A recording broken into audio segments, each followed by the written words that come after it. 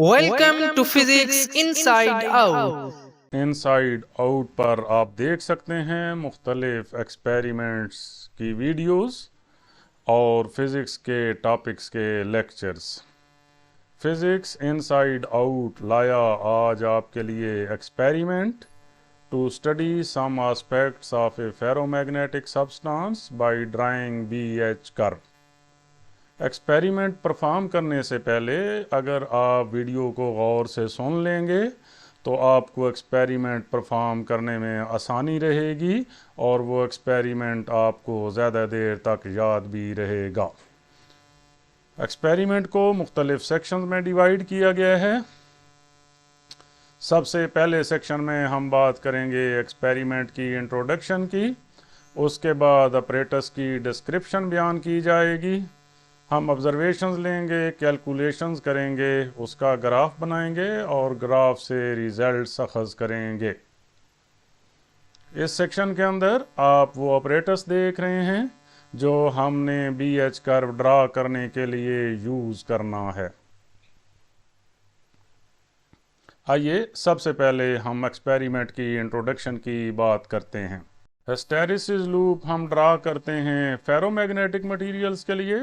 Ferromagnetic materials ऐसे materials होते हैं जिनको जब मैग्नेटिक फील्ड में रखा जाता है वो स्ट्रांगर पार्ट की तरफ मूव करते हैं। फॉर एग्ज़ाम्पल, जब हम आयरन पीसेस को किसी मैग्नेट के मैग्नेटिक फील्ड में रखें तो वो मैग्नेट की तरफ आ जाएंगे। इट मीन्स कि आयरन एक फेरोमैग्नेटिक मटीरियल है। अगर हम किसी भी फेरोमैग्नेटिक मटेरियल को फॉर एग्जांपल एक आयरन रॉड को एक सोलेनॉइड के अंदर रखें और सोलेनॉइड को करंट फराहम करें तो जूं जूं हम सोलेनॉइड में करंट फराहम करेंगे मैग्नेटिक फील्ड एच इंक्रीज करता जाएगा, जिसकी वजह से इंटेंसिटी ऑफ मैग्नेटाइजेशन भी इंक्रीज करेगी और वो जो अनमैग्नेटाइज्ड मटेरियल था वो मैग्नेटाइज होना शुरू हो जाएगा। हिस्टैरिसीस क्या होता है? ये lagging of magnetic induction B होती है मैग्नेटाइजिंग फोर्स H के लिए जब किसी भी स्पेसिमेन को एक कंप्लीट साइकिल के थ्रू मैग्नेटाइज किया जाए। हिस्टैरिसीस लूप को हम कैसे डिफाइन करते हैं कि B और H के दरमियान जो ग्राफ बनता है उसको हम हिस्टैरिसीस लूप कहते हैं। इस ग्राफ में क्या होता है कि जब B की वैल्यू इंक्रीज करती है H की वैल्यू के साथ साथ 0 से मैक्सिमम तक एक डायरेक्शन में, फिर उसी तरह वो बैक 0 से मैक्सिमम अपोजिट डायरेक्शन में भी इंक्रीज करती है और फाइनली एक लूप बन जाता है जिसको हम हिस्टैरिसीस लूप कहते हैं। ये आप एक ग्राफ देख रहे हैं कि जो कि B और H के दरमियान एक ग्राफ है। B मैग्नेटिक फ्लक्स डेंसिटी है, H मैग्नेटाइजिंग फोर्स है। तो ये जो B और H के दरमियान एक ग्राफ बनाया गया है, इसी ग्राफ को हम हिस्टैरिसीस लूप भी कहते हैं और इसी को BH कर्व भी कहते हैं। ग्राफ पे वाज़े तौर पर आप देख रहे हैं कि जब हम पहले 0 से H को इंक्रीज करते हैं तो साथ साथ B भी इंक्रीज कर रहा है उसी डायरेक्शन में, और फिर इस A से वापस हम इस डायरेक्शन में इंक्रीज करते हैं तो ये बैक वापस अपोजिट डायरेक्शन में D तक मैक्सिमम आ जाता है। फिर साइकिल पूरा करने के लिए D से वापस हम A पे पहुंचते हैं। इस तरह का बनने वाला लूप हिस्टैरिसीस लूप कहलाता है। जहां पर ये मटेरियल मैग्नेटाइज हो जाता है तो वहां पे हम कहते हैं कि ये सैचुरेट हो चुका है। यहाँ पर अब दो क्वांटिटीज़ हम डिफाइन करने जा रहे हैं। एक क्वांटिटी O से लेकर C तक जो H की वैल्यू है या O से F तक जो वैल्यू है उसको डिफाइन करना है। इस क्वांटिटी को हम कहते हैं कोहेसिव फोर्स या कोहेरिसिटी। दूसरा जो हमने फंक्शन यहाँ पे डिफाइन करना है वो O से लेकर B तक B की वैल्यू या O से लेकर E तक B की वैल्यू। ये जो O से लेकर B तक वैल्यू है या O से लेकर E तक वैल्यू है, इसको हम रेमनेंट इंडक्शन या रेमनेंस कहते हैं। जैसा कि हिस्टैरिसीस लूप में आपको बताया है कि रेमनेंट इंडक्शन या रिटेंटिविटी ये बी की वो वैल्यू होती है मैग्नेटिक इंडक्शन की वो वैल्यू जिसमें वो मटेरियल जो है वो मैग्नेटाइज्ड हो जाता है और मैग्नेटाइजिंग फोर्स जो है वो ज़ीरो पे आ जाती है। इसको हम रेमोनेंस या रेमोनेंट इंडक्शन या रिटेंटिविटी कहते हैं। इसी तरह दूसरी जो हमने क्वांटिटी डिफाइन की थी वो डिफाइन की थी कोहेरिसिटी या कोहेसिव फोर्स। ये रिवर्स मैग्नेटिक फील्ड की वो वैल्यू है जिस पे रेमोनेंट इंडक्शन ज़ीरो हो जाती है। इसको हम कोहेसिव फोर्स या कोहेरिसिटी कहते हैं। ये जो हिस्टैरिसीस लूप है इसे हम हासिल क्या करते हैं, इसकी मदद से हम जज कर सकते हैं कि ये मटेरियल सॉफ्ट है या हार्ड है। ऐसे मटेरियल्स जिनकी कोहेसिव फोर्स स्मॉल होती है वो सॉफ्ट मटेरियल्स होते हैं और ऐसे मटेरियल्स जिनकी कोहेसिव फोर्स ज़्यादा होती है वो मटेरियल्स हार्ड मटेरियल्स कहलाते हैं। इस एक्सपेरिमेंट के अंदर हमने एनर्जी लॉस निकालना है ड्यू टू हिस्टैरिसीस। तो हिस्टैरिसीस लॉस निकालने के लिए जब किसी भी स्पेसिमेन को मैग्नेटाइजेशन के कंप्लीट साइकिल से गुजारा जाए तो वहाँ पर एनर्जी लॉस होता है। ये एनर्जी लॉस क्यों होता है? क्योंकि यहाँ पर हम उस मटेरियल को एसी के थ्रू मैग्नेटाइज कर रहे हैं। पहले हम उसको एक डायरेक्शन में मैग्नेटाइज करते हैं, उसके बाद उसी को रिवर्स डायरेक्शन में जब हम मैग्नेटाइज करते हैं तो हमें ज़्यादा वर्क करना पड़ता है मटेरियल को रिकवर करने के लिए। Energy loss per unit volume पर साइकिल का जो फार्मूला है वो है E = 0.5 NkxKy multiplied by area of loop divided by R multiplied by L। और इस energy loss per unit volume पर साइकिल के यूनिट्स हैं जूल पर सेकंड पर मीटर क्यूब। इसी इक्वेशन के अंदर जो क्वांटिटीज आ रही हैं अब हम उनकी वजाहत करते हैं। n नंबर ऑफ टर्न्स हैं उस कॉइल के जिसके अंदर फेरोमैग्नेटिक मटेरियल को रखा गया है। kx और ky उसकी हॉरिजॉन्टल और वर्टिकल सेंसिटिविटीज हैं कैथोड रे ऑसिलोस्कोप की उस गेन के लिए जिस पे BH कर्व ड्रा होती है। kx और ky की वैल्यूज़ हम वोल्ट पर डिवीजन में हासिल करते हैं। ये दोनों जो क्वांटिटीज़ हैं kx और ky अभी हम ऑसिलोस्कोप से मेजर करेंगे। R रेजिस्टेंस है उस सर्किट के अंदर और इसकी हमने वो वैल्यू यूज़ करनी है जहाँ पे BH कर्व ड्रा हो जाती है। L लेंथ है स्पेसिमेन की। स्पेसिमेन मीन्स के वो फेरोमैग्नेटिक मटेरियल जिसके लिए हम BH कर्व ड्रा कर रहे हैं। इस एक्सपेरिमेंट को परफॉर्म करने के लिए जो हमें ऑपरेटर्स रिक्वायर्ड है ये उसकी लिस्ट है। इसका जो मेन कंपोनेंट है वो BH कर्व ट्रेसर किट है जिसके अंदर फेरोमैग्नेटिक मटेरियल भी लगा हुआ है, इंटीग्रेटर सर्किट भी है और ऑसिलोस्कोप के कनेक्शन के लिए टर्मिनल भी फराहम कर दिए गए हैं। दूसरा जो मेन कंपोनेंट है वो कैथोड रे ऑसिलोस्कोप है जिस पे BH कर्व ड्रा करनी है और उसकी स्क्रीन पे हमें BH कर्व नज़र आएगी।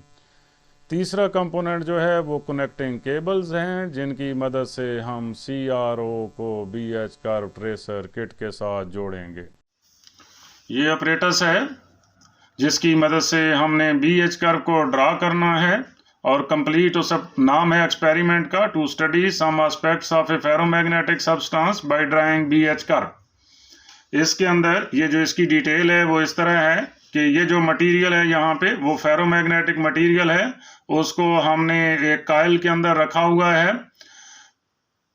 यहाँ से AC सोर्स हम फराहम करते हैं और यहाँ पर ये जो आप देख रहे हैं एक स्क्वायर बना हुआ है ये इंटीग्रेटर सर्किट है जिसके अंदर एक वेरिएबल रेजिस्टेंस है जो कि यहाँ पर ये है और एक कैपेसिटर है जो कि बॉक्स के अंदर मौजूद है।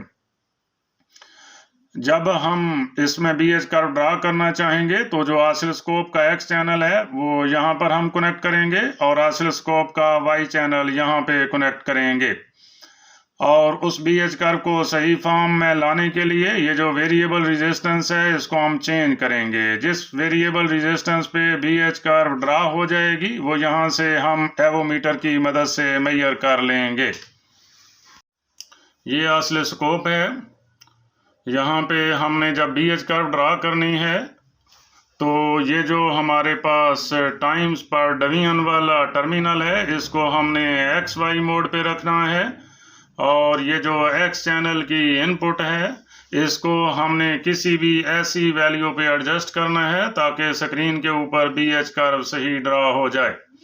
और इसी तरह ये जो चैनल 2 जिसको हम Y चैनल भी कहते हैं इसको भी उसी वोल्टेज पे एडजस्ट करना है जहाँ पे सही BH कर्व ड्रा हो जाएगी। ये जो दोनों के दोनों नाब्स हैं इनसे हम वोल्ट्स पर डिवीजन मेजर करते हैं और इससे टाइम पर डिवीजन मेजर करते हैं। और यहाँ से ये जो पोजीशंस हैं इसकी मदद से हम उस BH कर्व की या जो भी ऑसिलोस्कोप की स्क्रीन पे आउटपुट होगी उसको वर्टिकली मूव करा सकते हैं और इसकी मदद से हम हॉरिजॉन्टली मूव करा सकते हैं। तो ऑसिलोस्कोप की कंप्लीट डिस्क्रिप्शन देखने के लिए हमारी जो वीडियो है जिसका टाइटल है how to use oscilloscope in physics laboratory वो ज़रूर देखिए। इस वीडियो का लिंक डिस्क्रिप्शन में दे दिया गया है। अब हम ऑसिलोस्कोप को ऑन करते हैं। आप देख रहे हैं कि ये ऑसिलोस्कोप को हमने ऑन कर दिया है। अभी इस पे एक स्पॉट नज़र आ रहा है। ये स्पॉट सिर्फ X और Y पे ही नज़र आएगा, जब आप इसको चेंज करेंगे तो चेंज हो जाएगी। तो इसलिए यहाँ से आपने इसको XY मोड में, जब भी हमने ग्राफ प्लॉट करना होता है तो इसको XY मोड में रखते हैं। अब ये जो हमारे पास स्पॉट नज़र आ रहा है इसको हमने सेंटर में लाना है। जैसा कि पहले आपको बताया है कि ये वर्टिकल और हॉरिजॉन्टल पोजीशंस की मदद से हम इसको सेंटर में ला सकते हैं। अब इसको वर्टिकली हम एडजस्ट करते हैं, अब हॉरिजॉन्टली एडजस्ट कर रहे हैं। अब आप देख रहे हैं कि ये जो स्पॉट है ये एग्जैक्टली सेंटर में आ गया है। अब हम क्या करेंगे कि ये जो ऑसिलोस्कोप है इसके कनेक्शंस हम इधर करेंगे। ये जो चैनल 1 है जिसको X चैनल कहते हैं उसको ऑपरेटर्स के X चैनल के साथ कनेक्ट करेंगे। ये हमारा ऑपरेटर्स का X चैनल है, यहाँ पे कनेक्ट कर देंगे। और इसी तरह ये जो ऑपरेटर्स का Y चैनल है इसको हम ऑसिलोस्कोप के चैनल नंबर 2 के साथ कनेक्ट कर देंगे। ये कनेक्शन करने के बाद फिर यहाँ से हम वोल्ट पर डिवीजन की एडजस्टमेंट करेंगे और यहाँ से ये वेरिएबल रेजिस्टेंस की भी एडजस्टमेंट करेंगे। ये तीनों एडजस्टमेंट्स इस तरह हम करेंगे ताकि स्क्रीन के ऊपर एक खूबसूरत BH कर्व ड्रा हो जाए।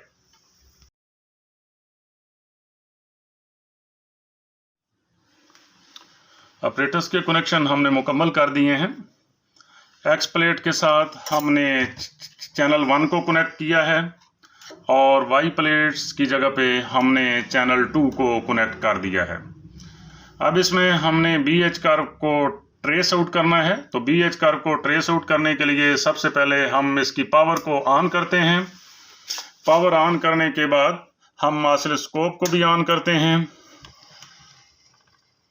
ऑसिलोस्कोप भी ऑन हो गई है। अब यहाँ से हमने इसकी रीडिंग लेने के लिए इसको XY मोड में लेके आना है।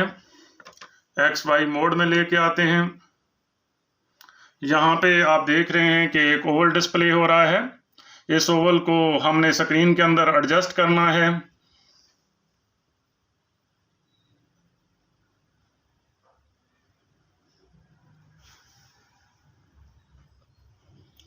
ये ओवल स्क्रीन के अंदर आ गया है।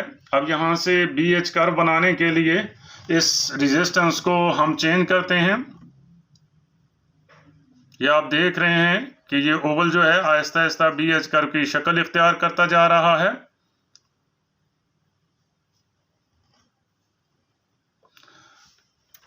अब यहाँ से ये BH कर्व ट्रेस आउट हो गई है। इसे अब हम कैलकुलेशंस की जानिब चलते हैं। कैलकुलेशंस की जानिब चलने के लिए हमने इसी BH कर्व को एक पेपर पे ट्रेस आउट करना है।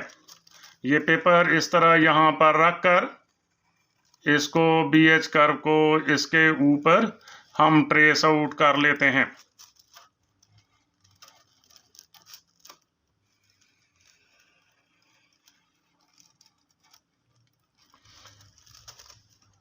ये आप देख रहे हैं कि ये BH कर्व एक कागज़ के ऊपर ट्रेस आउट हो चुकी है। अब हमने यहाँ से वेरिएबल रेजिस्टेंस, जहाँ पे ये हमारा ग्राफ बना था, वो भी हमने मेजर करनी है। ये वेरिएबल रेजिस्टेंस को यहाँ पे रख के एवोमीटर को रेजिस्टेंस मोड में ले आना है, मेजर करना है। तो आप देख रहे हैं कि इसकी जो हमारे पास ये वैल्यू आ रही है, ये आ रही है 40K। तो रेजिस्टेंस की जगह पे हम 40K सब्स्टिट्यूट कर देंगे। रेजिस्टेंस को इधर हम सब्स्टिट्यूट कर देते हैं 40 किलो ओम। और ये जो हमारे पास इसमें फेरोमैग्नेटिक मटेरियल, इसमें जो नंबर ऑफ टर्न्स थी सैंपल कॉइल की वो 280 थी, वो भी हमने नोट कर दिया। और उसके अंदर जो स्पेसिमेन है हमारा फेरोमैग्नेटिक मटेरियल, उसकी लेंथ भी मैन्युफैक्चरर फराहम करता है, वो थी 0.034 मीटर। ये नंबर ऑफ टर्न्स भी मैन्युफैक्चरर ही फराहम करता है। ये दोनों हमने लिख दी। अभी हमने वेरिएबल रेजिस्टेंस यहाँ से मेजर की थी कि वो 40 किलो ओम है, तो 40 किलो ओम हो गई। यहाँ से अब हमने इसकी हॉरिजॉन्टल सेंसिटिविटी को नोट करना है। हॉरिजॉन्टल सेंसिटिविटी को नोट करने के लिए आप देख रहे हैं कि यहाँ पर हॉरिजॉन्टली कितने इसमें लाइनें आ रही हैं। तो ये आप देख रहे हैं कि एक बॉक्स के अंदर 5 लाइनें हैं, तो इसलिए हर लाइन 0.2 को ज़ाहिर करेगी। ये एक कंप्लीट बॉक्स है, ये दूसरा भी कंप्लीट बॉक्स है, तो ये रीडिंग आ गई 2। और आगे हर जो लाइन है वो 0.2 के बराबर है, तो लाइनें हैं स्मॉल 1, 2 और 3, तो ये रीडिंग हो गई 0.6। तो टोटल हमारे पास जो एक्स एक्सिस के अलॉन्ग ये रीडिंग हो गई है, ये 2.6 है। इस 2.6 को हमने 2 पे डिवाइड कर देना है। इसको जब हम डिवाइड करेंगे तो 2.6 डिवाइडेड बाई 2, ये हमारे पास हो जाएगा 1.3। अब 1.3 को हमने इसकी ही सेंसिटिविटी से मल्टीप्लाई करना है। यहाँ पे आप देख रहे हैं कि ये जो हमारे पास एक्स चैनल था, ये इसकी जो नाब है वो 2 पे है, तो इसलिए जो हमारे पास सेंसिटिविटी की इसकी वैल्यू आ जाएगी वो हो जाएगी 1.3 multiplied by 2। Horizontal sensitivity of CRO for particular setting of gain is, इसको KX से हम डिनोट कर रहे हैं और अभी हमने ऑपरेटर से इसको निकाला है कि डेट इज 1.3 मल्टीप्लाइड बाई 2। अब हम इसी की वर्टिकल सेंसिटिविटी मेजर करते हैं। उसी तरह वर्टिकल सेंसिटिविटी नोट करने के लिए वाई एक्सिस के अलॉन्ग हम इन बॉक्सेस को गिनती करेंगे। तो ये एक बॉक्स हो गया, ये दूसरा बॉक्स है, ये तीसरा बॉक्स है, तो ये 3 बॉक्सेस तो कंप्लीट हैं। ऊपर हम डिवीजन्स गिनती करते हैं 1, 2, 3 और 4। तो चूंकि हर डिवीजन 0.2 के बराबर है, इसलिए 4 डिवीजन 0.8 के इक्वल हो जाएंगी। तो ये टोटल हमारे पास बन गया 3.8। अब 3.8 को 2 पे डिवाइड कर देंगे तो ये हमारे पास आ जाएगा 1.9। 1.9 को हमने मल्टीप्लाई करना है वाई सेंसिटिविटी के साथ, तो वाई की नाब आप देख रहे हैं कि 1 पे है, तो इसलिए वर्टिकल सेंसिटिविटी क्या हो जाएगी फिर 1.9 मल्टीप्लाइड बाई 1। वर्टिकल सेंसिटिविटी को इधर भी हम नोट कर रहे हैं। Vertical sensitivity of CRO for particular setting of gain is, इसको हमने KY कहा हुआ है। ये हमारे पास जो वैल्यू आ रही थी, ये आ रही थी 1.9 मल्टीप्लाइड बाई 1। ये हमारे पास ग्राफ पेपर है और ये वो ऑसिलोस्कोप से ट्रेस की हुई BH कर्व है। अब इस BH कर्व को हमने ग्राफ पेपर के ऊपर लेके आना है, तो उस मकसद के लिए यहाँ से हम ज़रा ज़ोर से इस पेंसिल को इसके ऊपर रखेंगे ताकि एग्जैक्टली यही BH कर्व ग्राफ पेपर के ऊपर ट्रेस आउट हो जाए। ये कागज़ इस तरह ज़ोर से कागज़ से लेके जानी है नीचे, ताकि कागज़ में से ही पेंसिल नीचे ग्राफ पेपर के ऊपर इसको प्लॉट कर दे।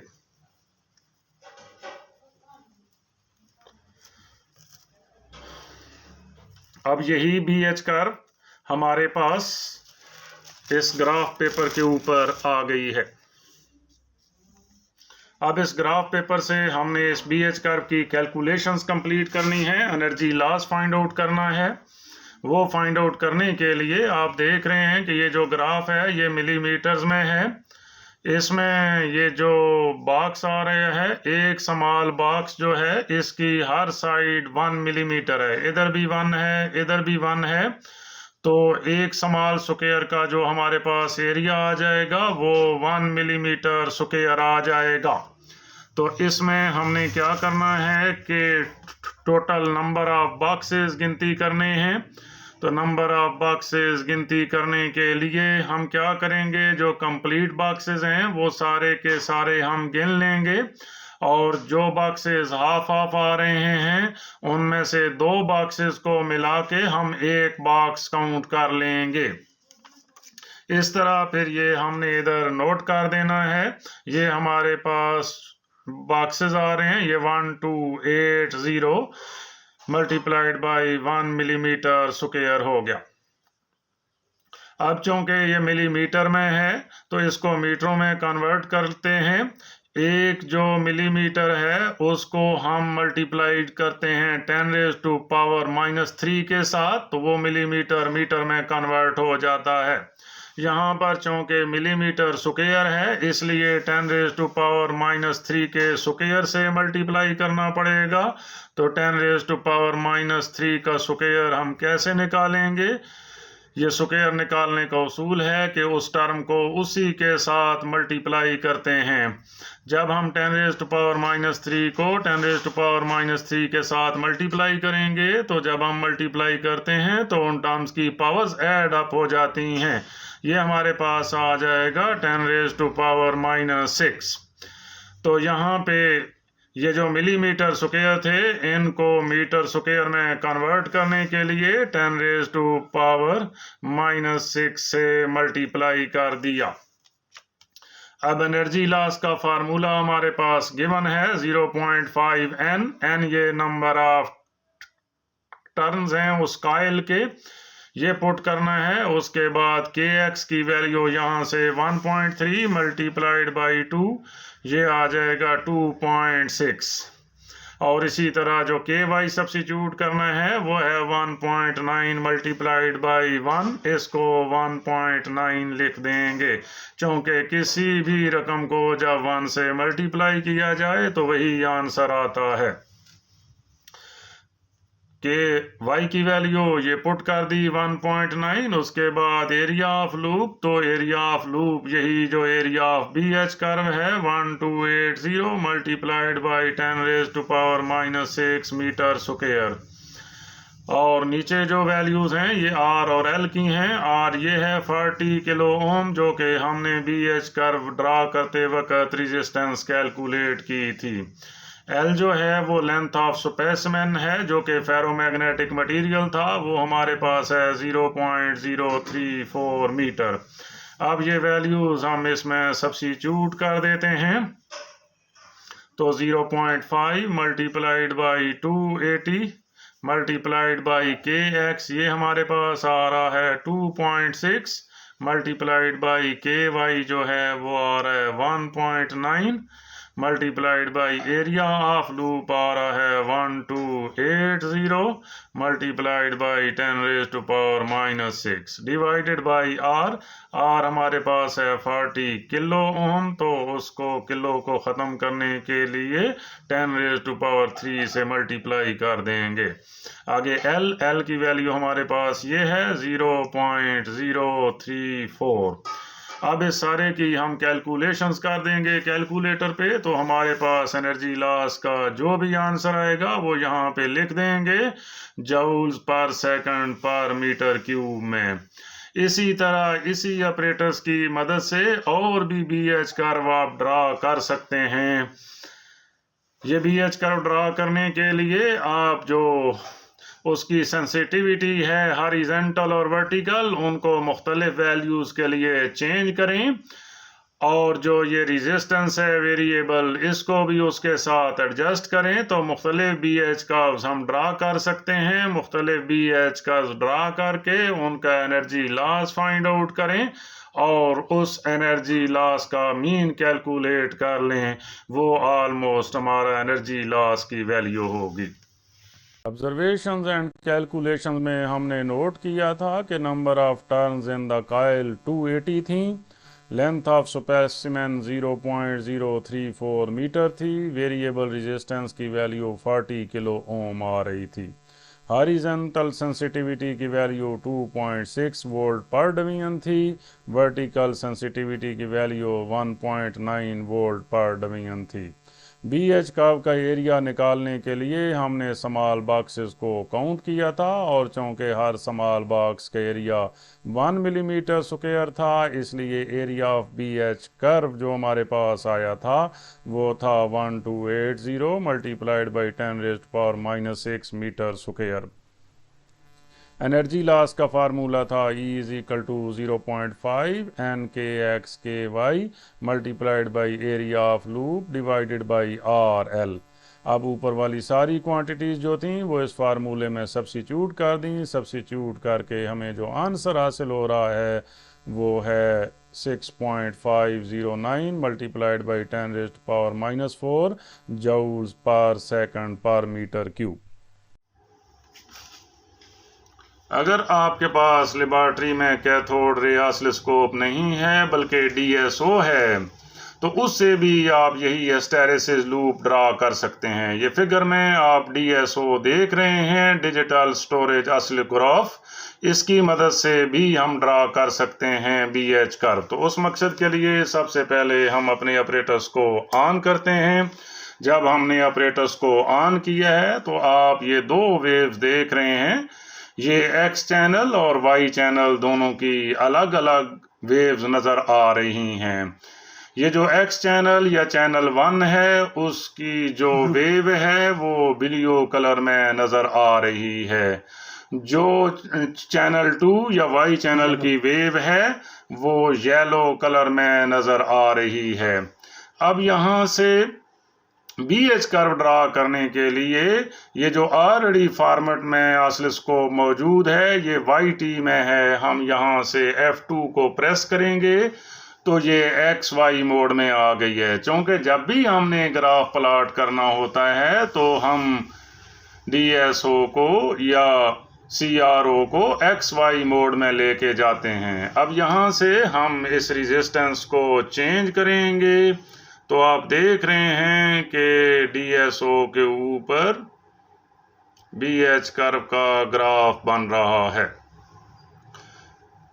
DSO का ये फ़ायदा है कि यहाँ से इसी ग्राफ को आप कंप्यूटर में ट्रांसफ़र कर सकते हैं और अपने लैपटॉप से उसका प्रिंट भी ले सकते हैं, जो कि इसे पिछले सेक्शन में हमने CRO से एक कागज़ पे ट्रेस करने के बाद एक ग्राफ पेपर पे ट्रेस किया था।